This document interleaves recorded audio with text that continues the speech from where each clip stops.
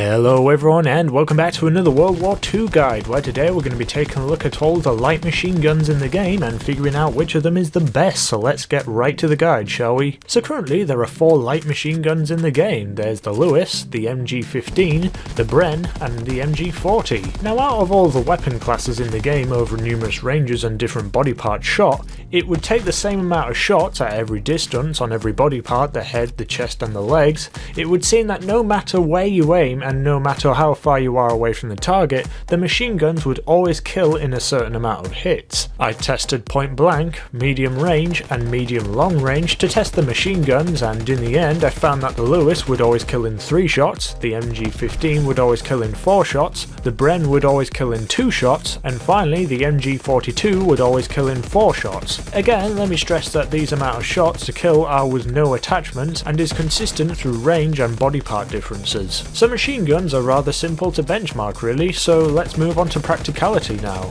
How much ammo they can hold, how fast they fire, and their accuracy. So let's start off with the most powerful per shot weapon, the Bren. The Bren, understandably having only 2-shot kill damage, has a rather low rate of fire. It also has a pretty lackluster magazine size, though equipping the thing with extended mags makes the Bren able to carry more than 3 times its stock amount, making the Bren quite a force to be reckoned with when used in the right situation. The slow rate of fire also makes the gun rather controllable without the need of a bipod, though for some reason, and this trait applies to all the machine guns for the record, the reload speed is pretty much doubled when machine guns are in bipod mode, so if you happen to be using a machine gun that has a pretty sluggish reload time like the MG42, it'll be a good idea to just drop to the ground or find a nearby mountable wall to mount the bipod to then reload the weapon. Moving on, the Lewis aircraft machine gun was the next best damage weapon with 3-shot kills, and with its pretty decent rate of fire, it puts the weapon in the same page as some of the assault rifles when talking about performance. Accuracy is also pretty controllable under sustained fire, and the use of the bipod makes the gun even more suitable for taking on long-range targets. So far, the Bren and the Lewis seem pretty much on par with each other in terms of performance, so now let's talk about the MG15 and the MG42. Both guns kill in 4 shots, but their rate of fire is considerably higher than the Lewis and the Bren. Personally, I think that having a high rate of fire but low damage in World War II is a pretty bad thing to have compared to low rate of fire but high damage, because 1, you go through ammo much quicker,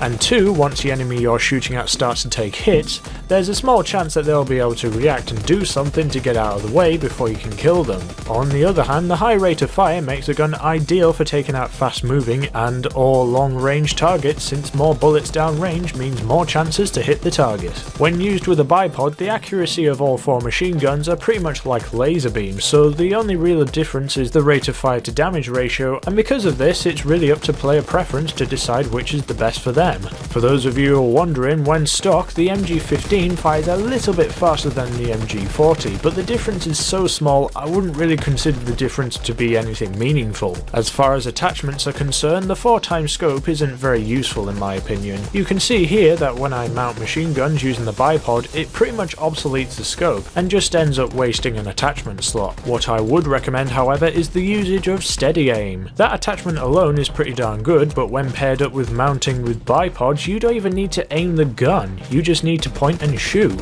Overall, I can't really come up with a conclusive answer to the best light machine gun in Call of Duty World War II, though I would have to say that my personal favourite would be the Bren, simply because of its extended mags, giving it 100 rounds per magazine, which paired with its slow fire rate allows you to hold down the trigger for a pretty long time without much need to reload. You could use it to hold off an alleyway or long corridor to great effect. But in any case, I want to know what your favourite machine gun is. Let me know in the comments, and hey, if you enjoyed this video, make sure to leave a like and subscribe to the Pyram Gaming channel for loads more videos coming to you very soon. See you around everyone.